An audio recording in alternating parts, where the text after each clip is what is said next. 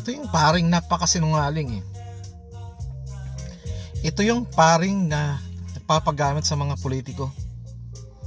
Ito yung paring tumatanggap ng maleta. At ito yung paring dating adik, pero hanggang ngayon astang adik pa din. Nakakalungkot maging Katoliko pag may mga paring tulad nito eh.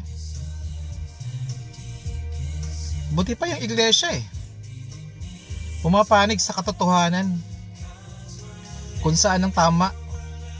Pero itong paring ito, ewan ko ba saan nanggaling to.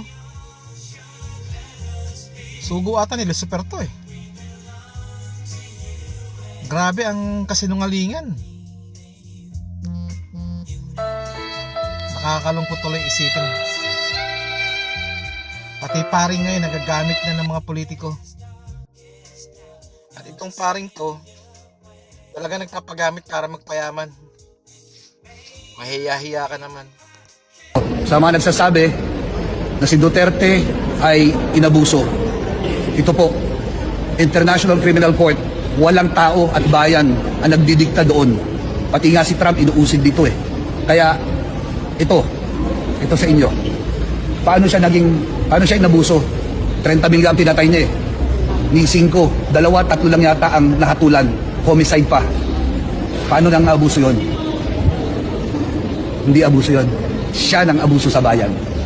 Nang mag-rally po ang iglesia noong January 13, 2025, ang ipinanawagan po namin sa mga namiminuno sa ating bansa, at malamang ay naaalala niyo po ito, kapayapaan, pagkakaisa, at unahing asikasuhin ang problema ng ating bansa at mamamayan nito kaysa yung mga hakbanging magbubunga lamang ng awayan at hidwaan.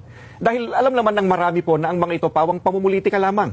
Ang nakakalungkot po ay yung panawagang yun ng Iglesia ni Cristo tila hindi pinakinggan ng mga kinaukulan. Kaya nga po, Kuya Jen, nangyari yung mga nangyayari ngayon. Hindi naman po natin may tatatwa ng sinuman. Matindi ang pagkakabahabahagi ngayon ng mga nasa gobyerno hanggang sa ating mga mamamayan.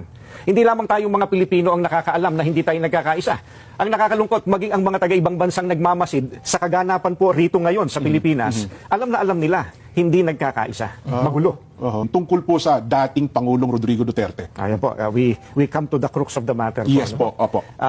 Para po sa mga kababayan po natin, ang posisyon po ng Iglesia ni Cristo ay ito.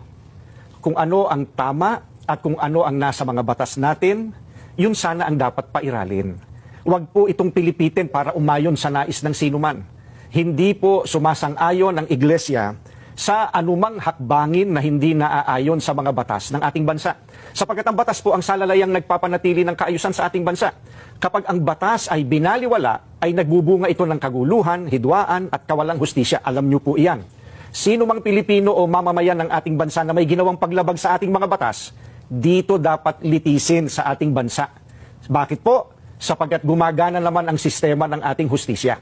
Hindi po natin sinasabing wag litisin ang dating Pangulo sa mga iniaakusa laban sa kanya. Ang saganang amin po, nagtitiwala ang Iglesia ni Cristo sa integridad at kakayahan ng hudikatura.